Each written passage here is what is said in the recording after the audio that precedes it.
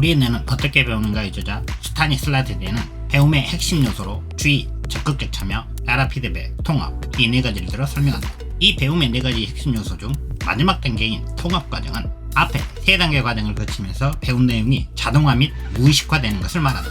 우리가 접하게 되는 수많은 정보 중 이 마지막 단계를 거친 외부 정보만이 우리의 두뇌에 통합된 후 우리가 무의식적으로 사용 가능한 지식으로 전환한다. 이 단계를 거치고 나면 느리고 의식적이며 많은 노력을 필요로 하는 지식에 관한 정보 처리 방식이 빠르고 무의식적이며 자동화된 정보의 처리 방식으로 바뀌어 특별히 의식하지 않고도 편안하게 그 지식에 관한 정보를 자유롭게 사용할 수 있게 된다. 아이가 읽기 능력을 습득하는 과정을 예로 들어보면 개별 글자들을 익힌 아이라 할지라도 처음에는 단어의 길이가 길어질수록 글자를 판독하는 데 걸리는 시간이 점점 더 길어진다. 그러나 이런 서툰 읽기 단계도 2년 정도의 지속적인 훈련을 하게 되면 아이의 읽기 능력은 점점 빠른 속도로 향상되면서 점점 더 유창해진다. 이런 식으로 2-3년 정도 지속적으로 강도 높게 읽는 것을 훈련하면 단어의 길이에 따른 판독 지체 현상은 완전히 사라지는데 글자를 처리하는 시각 단어 인식 능력이 순차적인 처리 방식에서 동시다발적인 처리 방식으로 바뀌기 때문이다. 이와 같이 지속적인 반복 학습을 통해 두뇌에서 만들어지는 정보 처리의 자동화 메커니즘은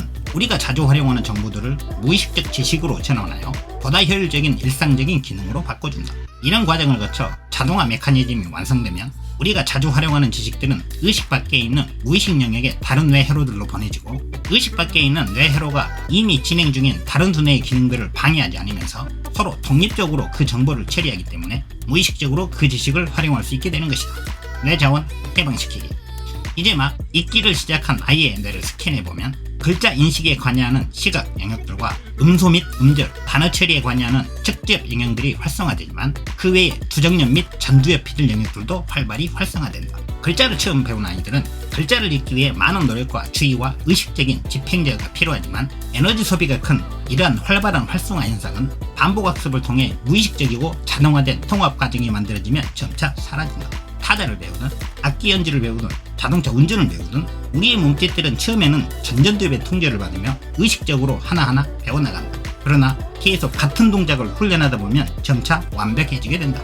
이런 시간들이 반복되면 노력해야 할 일들은 모두 사라지고 우리는 다른 얘기를 하거나 다른 생각을 하면서도 그런 것들을 능숙하게 잘 해낼 수 있게 된다. 반복된 훈련을 통해 전전두엽 피질의 통제는 사라지고 무의식적으로 운동 피질, 특히 기저액의 통제를 받게 되기 때문이다. 기저액은 뇌내 피질 하부 영역으로 자동적이며 일상적인 우리의 행동들을 기억하고 통제하는 일을 하는 두뇌 부위이다.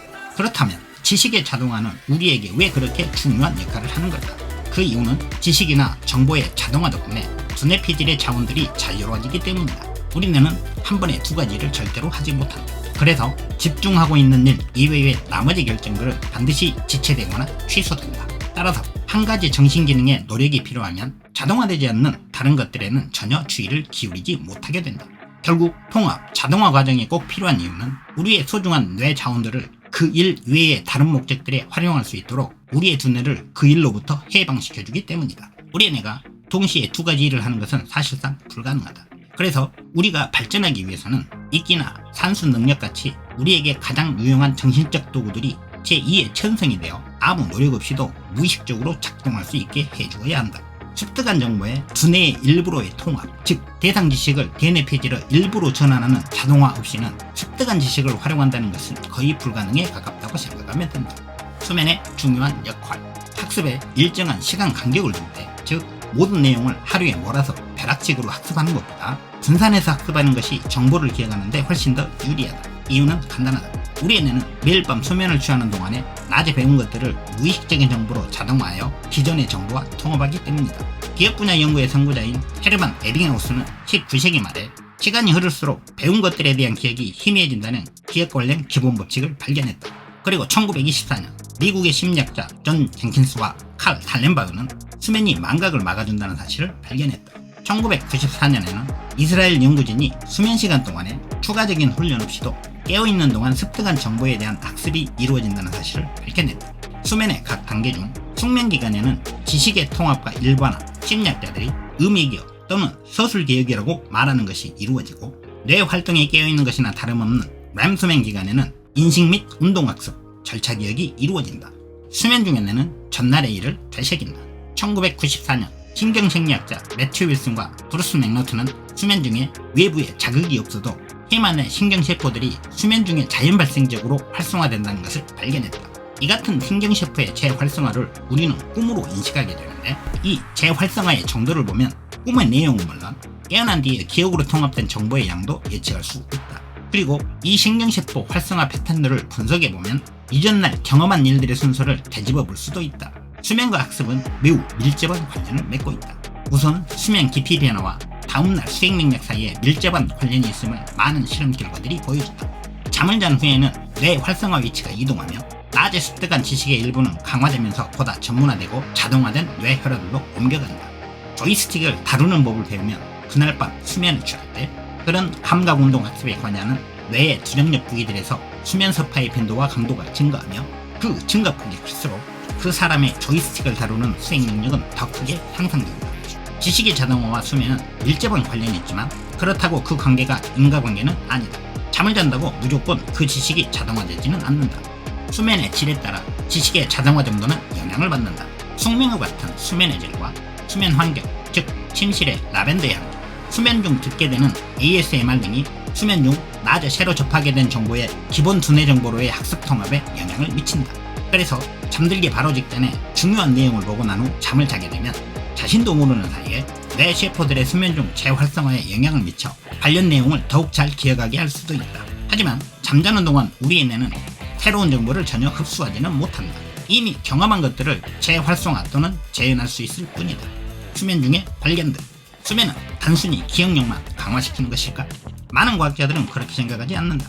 벤진 구조를 처음 생각해낸 독일의 과학자 아우구스트 케클레 본 스트라토니치의 경우 벤젠의 구조를 자신이 꾼 꿈을 근거로 생각해낸 것으로 알려져 있다. 우리의 두뇌는 잠자는 시간의 통합 과정에서 낮에 발견한 것들을 단순히 저장만 하는 게 아니다. 낮에 발견한 것들을 보다 추상적이고 일반적인 형태로 재코딩하기도 한다. 그 과정에서 결정적인 역할을 하는 것이 잠자는 동안의 신경세포 재현임은 두말할 필요도 없다. 이 때문에 수면을 취했을 때 통찰력이 생겨난다. 매일 밤 우리의 뇌 속에서 낮의 생각들은 수백 배 더 빠른 속도로 재활성화되며, 그래서 우리의 뇌폐질이 일리 있는 어떤 원칙을 발견한 가능성 또한 배가 되어지게 된다.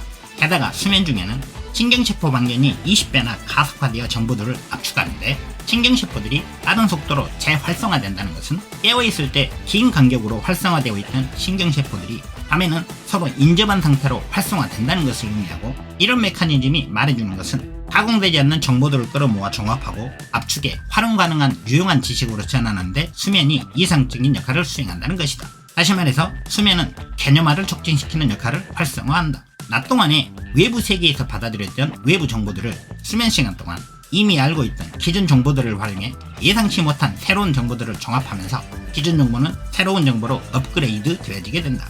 물론 우리는 낮 동안의 모든 것을 배운다. 하지만 수면 중 뇌신경세포들의 재활성화 덕분에 밤에 우리의 잠재력은 비약적으로 배가 되어지게 되는 것이다. 어쩌면 바로 이러한 작용이 우리 인간이 지구를 지배하게 된 비결들 중에 하나일 수도 있다. 우리 인간의 수면이 그 어떤 유인원의 수면보다 더 깊이 있고 효과적이라는 걸 각종 데이터들이 보여주고 있기 때문이다. 통합이란 새로 배운 지식 내용을 자동화 및 무의식화하여 기존의 내용과 결합하고 뇌피질 구조물의 일부로 만들어내는 것을 말한다.